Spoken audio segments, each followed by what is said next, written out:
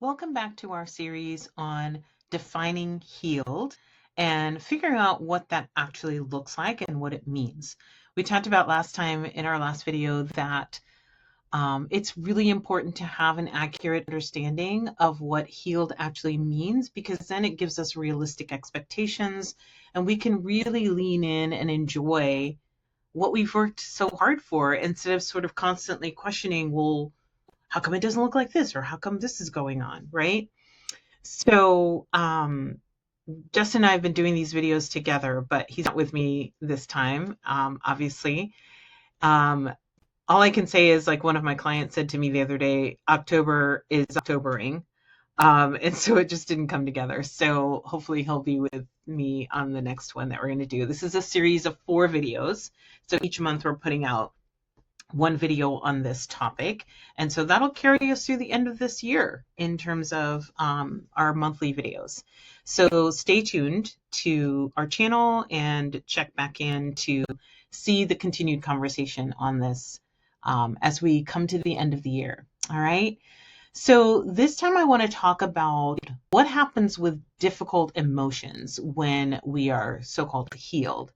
And, hopefully you got the sense from our last video that when we say healed, we're not talking about some grand destination that we arrive at where all is well. It's not all or nothing, but it's just getting to the other side of really hard work to work through, whether it's a trauma or an event or childhood dynamics, whatever it is. We've done the work and now we're on the other side writing our new story. That's what we mean when we say healed. And so when we've done that and we are in that space of we're now building a different life, we're operating differently, we're using different skills, what happens with difficult emotions? I think sometimes people have this expectation that, well, I'm not going to feel those things anymore. And when they do find themselves going through a bout of, feeling depressed, feeling sad, or getting really angry or frustrated about something, they can kind of like be a little thrown off because, like, man, I thought I was past this. I thought I wasn't going to have these kinds of emotions anymore. And that is absolutely not true. I think it's really important to clarify that even when you've done your work and you've learned the skills and you're living life differently, you're still going to experience difficult emotions. You're still going to have hard days, but it's very different. And so here's what I want to point out: the difference.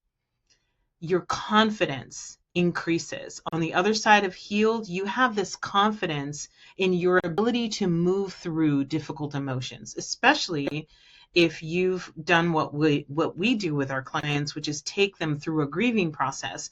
Well, now they have experiential proof that I know how to deal with difficult emotions and come out the other side. And there's this sense of inevitability to recovery. Like, there's no part of me that's thinking, oh my gosh, this is going to take me out. I'm not going to recover. I'm going to be stuck in the pit of despair. No, you have the evidence and the proof and the confidence to know, oh, here comes this ugly feeling. Don't like this. This isn't fun. But I know that I'm going to pass through it. I have the tools that I need to know how to sit with emotions, how to hear those emotions, how to understand what they're trying to tell me. And I know that I will recover. And so that becomes this, inevitability that gives you a sense of confidence to where you don't have to be afraid when difficult emotions come along.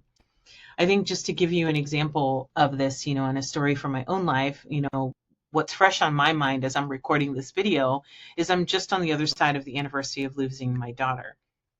And so going through something as devastating and traumatic as that could really leave you in a place where now I could be spending my whole life just avoiding any possibility that I could ever feel anything as bad as that experience was for me, right? And that could play out in me avoiding close relationships or taking risks in really engaging and embracing and bonding with people, because if I lose them, I might feel similar feelings to what I felt when I lost Christina. And so that would be an unhealed version of what that would look like. But because I have done a lot of work, a lot of therapy, a lot of reflection and facing of hard things as a result of that loss, I now engage, my life very differently from a place of healing. I still have hard days where I really feel her loss and I feel a sense of, her absence. Or, when last year in October, we lost our fur baby, Kamiko, who was her last Mother's Day gift to me. That was a really, really difficult experience.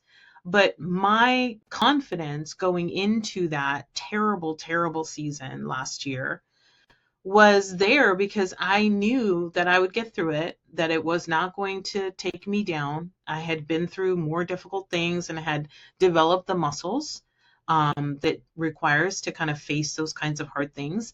And, there was a certainty in my mind that I will recover, I will get to the other side of this, and I will continue on building and living a life that honors the space left behind by this little 9 pounds of fury, as we used to call her. So that's an example. Hopefully that story sort of illustrates for you what I mean when I'm saying just because we're healed, that doesn't mean we're not going to feel difficult emotions. But by certain, you will experience them very differently. You'll respond to them very differently. Your level of confidence and your willingness to face them, to lean into them instead of running away from them, will be completely different on the other side of healed.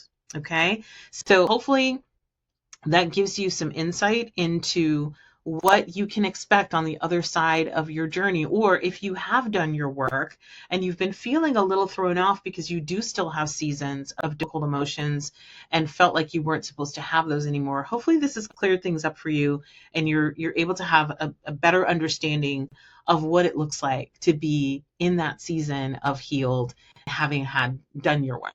All right. So like I said, stay tuned for the rest of the month. For the rest of this conversation, we're going to talk about triggers. We're going to talk about what your attachment style looks like on the other side of healed, or what your parts of self dynamics look like on the other side of your work. So give this video a like if it was helpful to you, and subscribe to our channel and check back for the rest of the conversation on this topic. All right.